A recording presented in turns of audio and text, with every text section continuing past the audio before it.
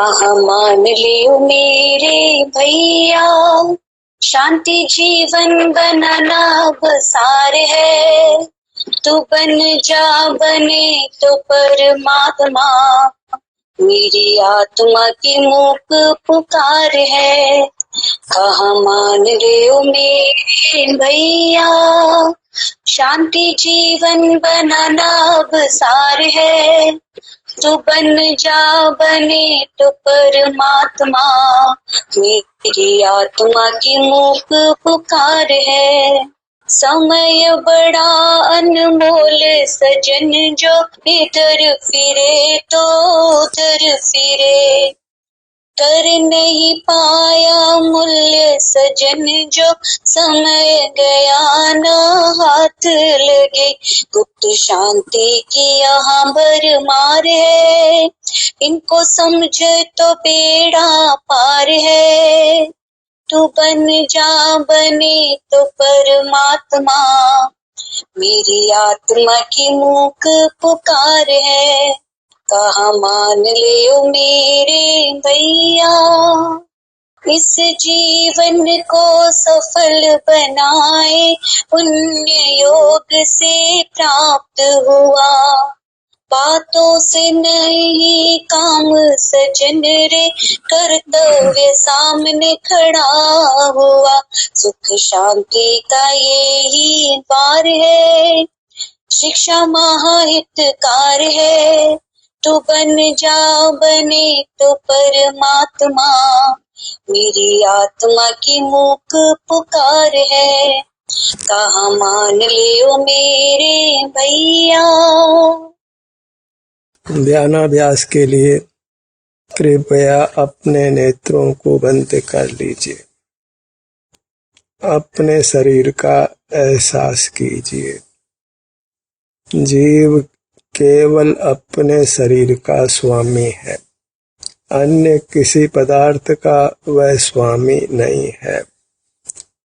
वह अपने शरीर को ही भोगे, अन्य पदार्थों को नहीं भोगे, तो वह उत्तम सुख पाता है और संसार के सर्व दुखों से मुक्त हो जाता है।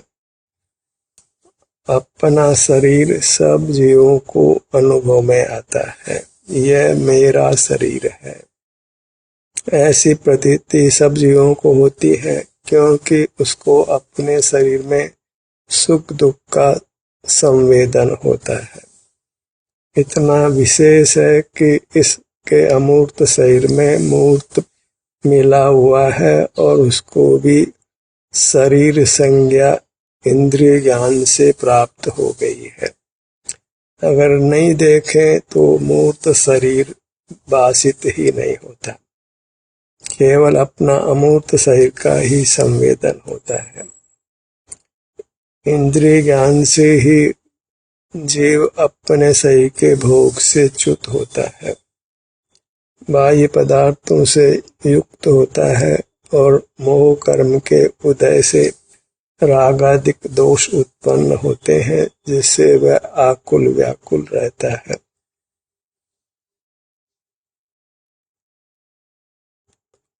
हमें इंद्रिय ज्ञान का निरोध कर अपने शरीर का स्वामी बनना है।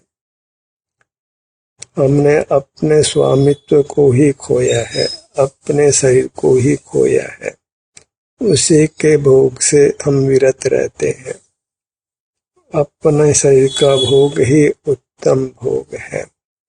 परमात्मा को भी उनके शरीर का ही भोग होता है और वह शरीर आनंद रूप है, इसलिए उनको आनंद का भोग होता है। हमारा शरीर भी आनंद रूप है, तो इससे युक्त रहें तो हमको भी आनंद का ही अनुभव होने वाला है। प्रथम से प्रथम तो बाहर से ध्यान हटाएं तो हमको अपने अमूर्त शरीर का परिचय होता है, संवेदन होता है, उसका स्वामित्व यथार्थपने होता है। इंद्रिय ज्ञान में भी ऐसी ही अनुभूति होती है कि ये मेरा शरीर है। इंद्रिय ज्ञान का निरोध कर हमें अपने शरीर को भोगना है, जिसके हम स्वामी हैं, और वह सुख स्वभावी होने से हमको सुख का अनुभव होता है। सुख स्वभावी होने से ही हमारे शरीर को परमात्मा संज्ञा है। जो मंदिर में शरीर स्थापित करते हैं उसको तो हम परमात्मा मान लेते हैं, वह तो प्रकट ही मूर्त है। और हमारा शरीर जो कि अनुभव में आता है, बाहर का ध्यान हटाने पर या स्वतः ही शरीर में ये मैं हूँ, ये मेरा है, ऐसी बुद्धि वहाँ सुख दुख होने से होती है। उस शरीर में यदि जीव अपनापन करे, उसका स्वामी बने, उसका भोक्ता बने, तो उसको परमात्मा होने में देर नहीं लगती है। हमने इंद्रिय गोचर मूर्त शरीर में अपनापन किया है।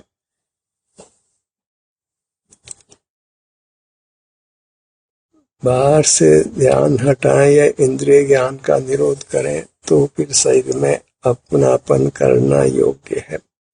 वह शरीर मूर्त नहीं है, वह सुख स्वभावी है, 100% परमात्मा रूप है।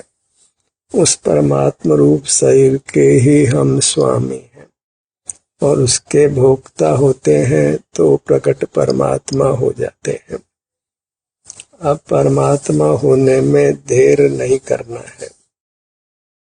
ये मनुष्य भाव अत्यंत मूल्यवान है, परमात्मा होने के लिए ही मिलता है। और परमात्मा होने के लिए बस हमको अनुभव में आने वाले शरीर में अपनापन करना है, उसके स्वामी बनना है। और जब उसके स्वामी बनते हैं तो उनसे भिन्न सकल पदार्थों में परत्व हो जाता है, उनकी रुचि समाप्त हो जाती है, क्योंकि पर पदार्थों की रुचि नहीं होती है। बस मोह से ही उनके प्रति राग, उनके प्रति अपनापन हो जाता है। और जब अपना शरीर मिल जाता है तो फिर बाह्य पदार्थों की रुचि मिट जाती है। उनको देखने जानने का परिणाम नहीं होता, तो उनको देखते जानते नहीं है तो उनके स्वामित्व का तो कोई प्रसंग ही उत्पन्न नहीं होता। फिर राग द्वेष भी नहीं होता, आकुलता भी नहीं होती। बस निज शरीर में ही अपनापन करना है, जो इंद्रिय गोचर नहीं है, पर इंद्रिय गोचर शरीर के बराबर हमको संवेदन से अनुभव में आता है, क्योंकि इसमें सुख दुख का परिणाम होता है। और दुख का परिणाम तो दूर ही रहेगा यदि इस शरीर में अपनापन होगा। इसके हम स्वामी होंगे, इसके हम भोक्ता होंगे, फिर संसार का अंत आना ही है।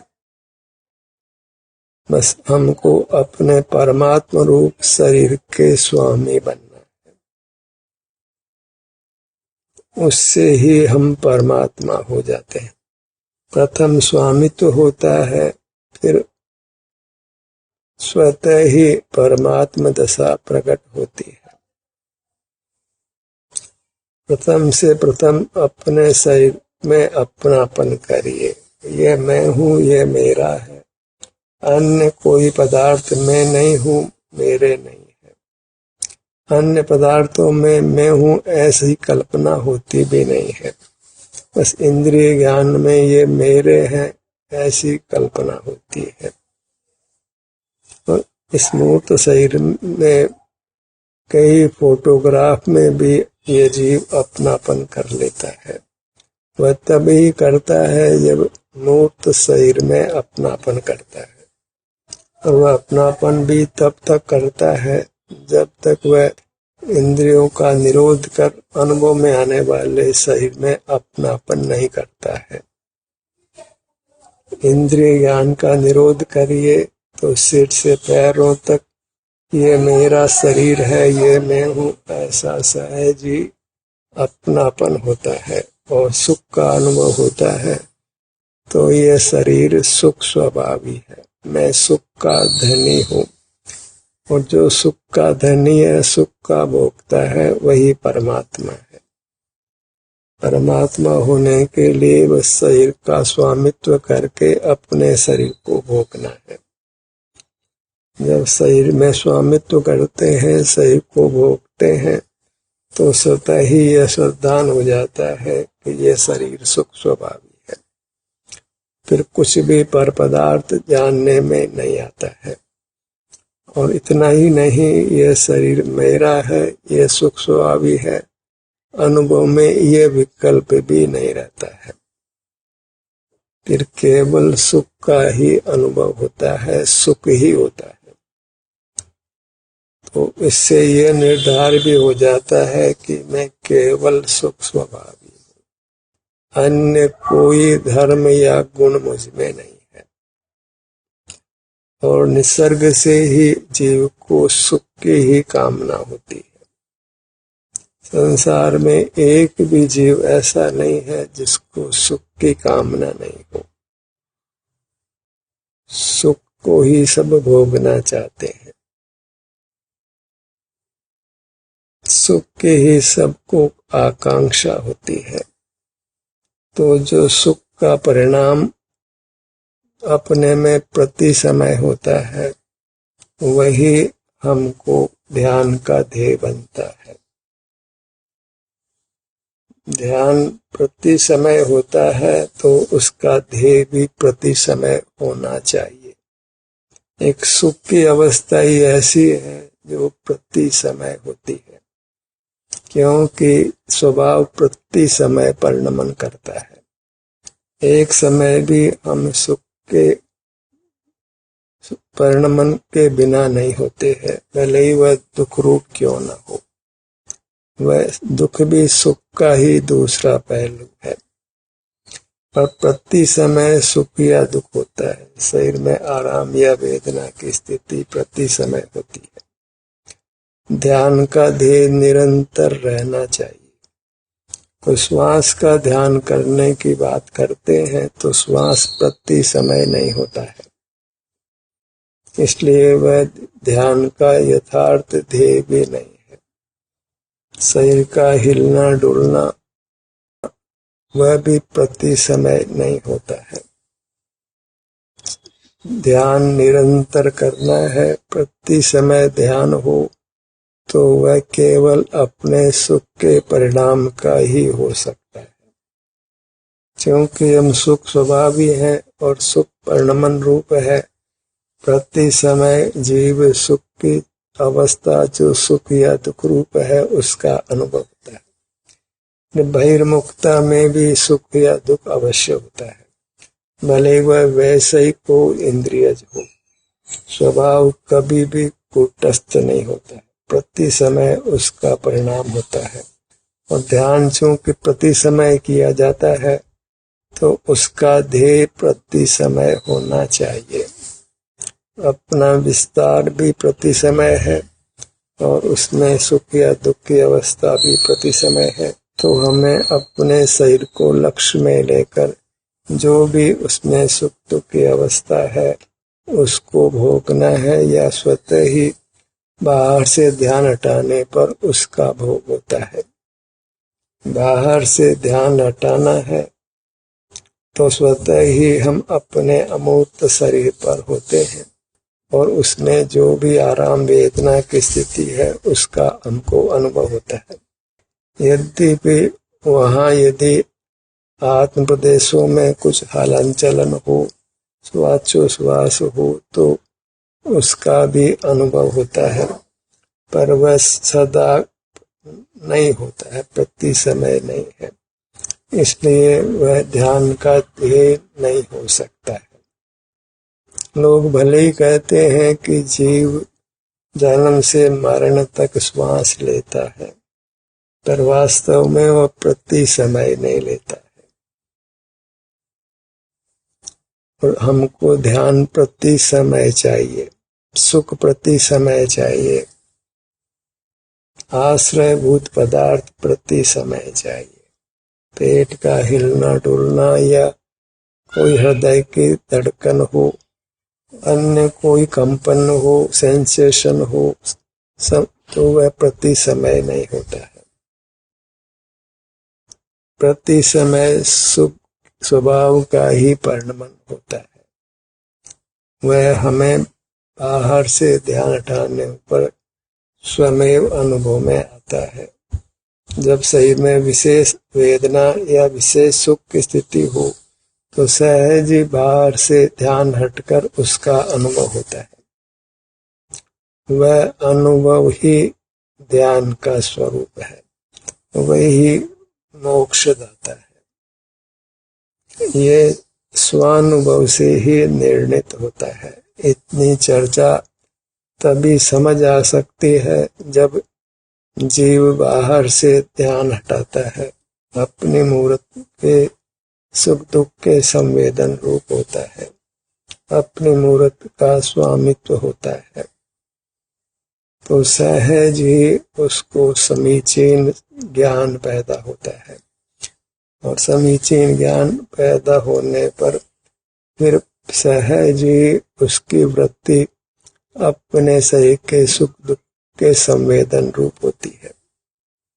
और यही प्रक्रिया फिर जब निरंतर हो जाती है तो जीव मानो क्षण मात्र में ही परमात्मा हो जाता है, मतलब अत्यंत अल्प समय लगता है। तो ये जो मार्ग की विधि है ये अत्यंत कल्याणकारी है, क्योंकि इससे हमको आनंद रूप परमात्मा दशा मिलनी है।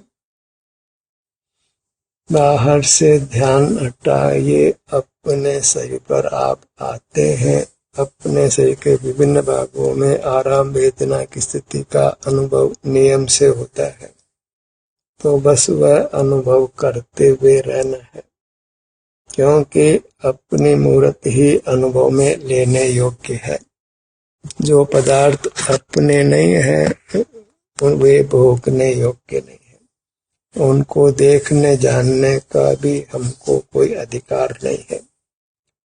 हम किसी की दुकान में जाएंगे, साहब आपकी दुकान को हम देखेंगे, क्योंकि देखना हमारा स्वभाव है। किसी के मकान को में जाएं और साहब मकान को देखेंगे, देखना हमारा अधिकार है। किसी के फैक्ट्री में जाएं, खेत पर जाएं, साहब देखेंगे, हमारा अधिकार है। अन्यत्र भी किसी स्थान पर जाएं और कहें कि हम देखेंगे, हमारा अधिकार है, हमारा स्वभाव है, तो आपको जूते ही पड़ने वाले हैं। कोई आपकी ये बात सुनने वाला नहीं है कि साहब देखना मेरा स्वभाव है, तो मैं देखूंगा। सुख ही हमारा स्वभाव है और वह हमारी संपत्ति है, क्योंकि सुख का प्रति समय परिणमन होता है, आराम रूप से, वेदना रूप से, या फिर बहिर्मुख होने पर वैश्विक सुख दुख रूप से, क्योंकि स्वभाव कूटस्थ नहीं होता है, निरंतर परिणमता है। बस परलक्ष्य में सुख की दशा को नहीं भोगना है, क्योंकि वह पराधीनता रूप है।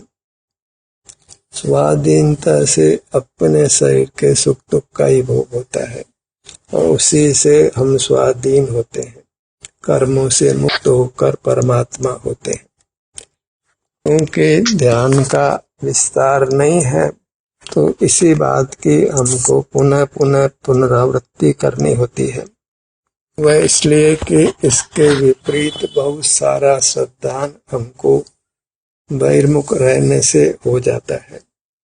बहिर्मुख रहने पर ही मोहोदय से एक नहीं अनेक भ्रांतियां उत्पन्न होती हैं। बहिर्मुख रहकर हमने अनेकों भ्रांतियों को उपजा लिया है। उन सब भ्रांतियों का उन्मूलन बहिर्मुखता छोड़ने से ही हो सकता है। जो बहिर्मुखता से भ्रांतियां उत्पन्न हुई है तो वे बहिर्मुखता छोड़ने से ही समाप्त होती हैं।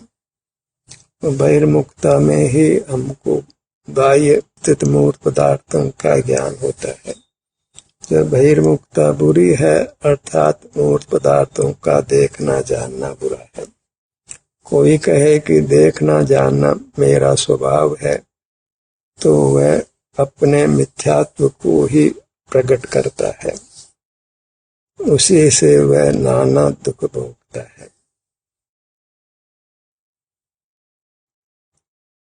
अपने सुख का ही सदा परिणमन अनुभव में आता है, शारीरिक सुख दुख रूप से या वैश्विक सुख दुख रूप से।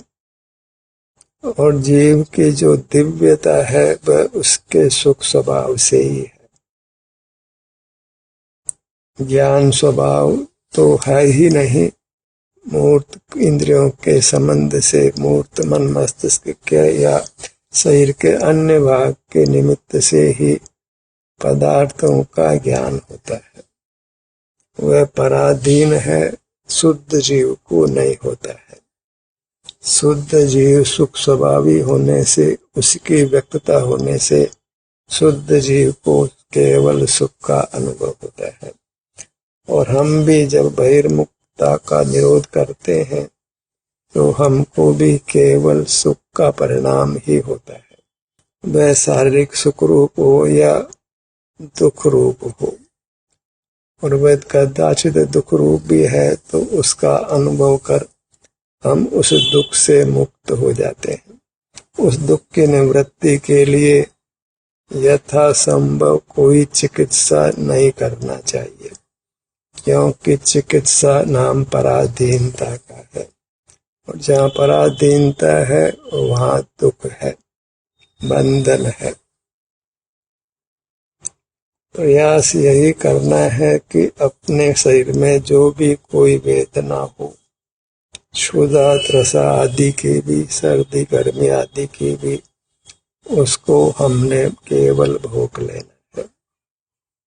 एक निहार की वेदना को ही हमने निहार के द्वारा समाप्त कर देना है, उसमें भी किसी बाह्य पदार्थ का आश्रय नहीं है। तो स्वाधीन जीना है, पराश्रय नहीं करना है।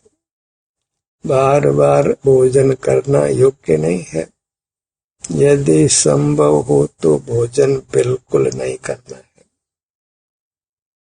और जब अंत समय आ जाता है तो यह कहा भी जाता है कि अरे अब भोजन का त्याग करो, क्योंकि अब जीवन वैसे भी शेष नहीं है, तो फिर भोजन का आश्रय छोड़ देना ही योग्य है।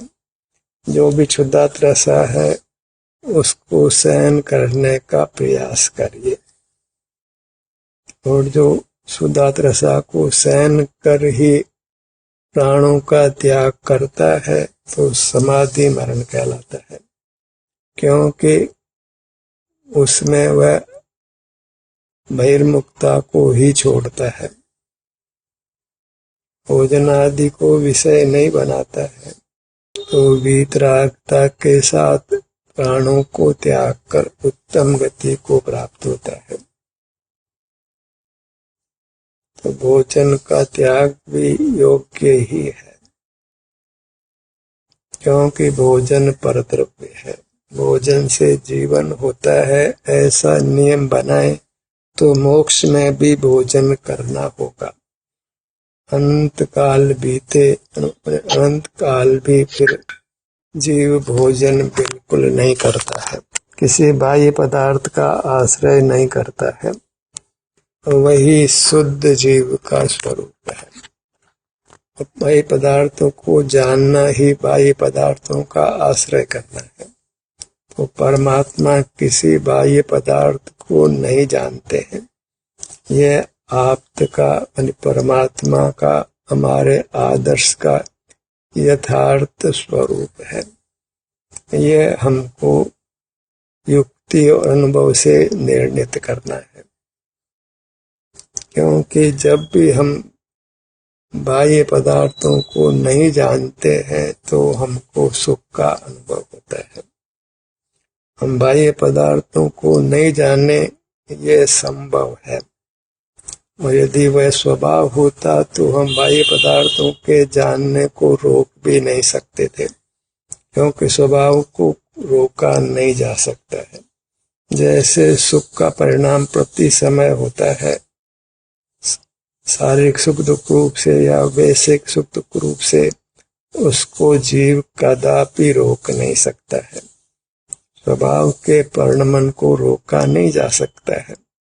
चूंकि ज्ञान जीव का स्वभाव नहीं है, पराधीन भाव है, इसलिए उसको रोका जा सकता है। हम बाह्य पदार्थों को नहीं जाने, नहीं देखे, यह संभव है। इंद्रियों का आश्रय करे ही मूल पदार्थों को जाने देखे ही, ऐसी बाध्यता नहीं है। ये हमारे लिए संभव है कि हम सिनेमा नहीं देखें, टीवी नहीं देखें, अन्य किसी बाह्य स्थान को देखने नहीं जाएं। उसमें कोई प्रतिबद्धता नहीं होती है, क्योंकि जानना हमारा स्वभाव नहीं है। पर सुख का परिणमन नहीं हो, ये कदापि संभव नहीं। सुख दुख में से एक तो हम प्रति समय भोगते ही हैं। यह अलग बात है कि हम शारीरिक सुख को भोगने पर भी पहचानते नहीं हैं।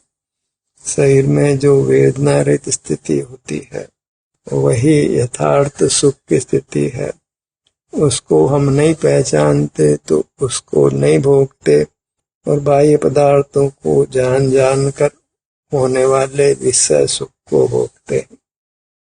विषय सुख जो इंद्रिय सुख है, उससे हम पराजित होते हैं, और अपने अतीन्द्रिय सुख को नहीं भोगते हैं तो उसको खो देते हैं।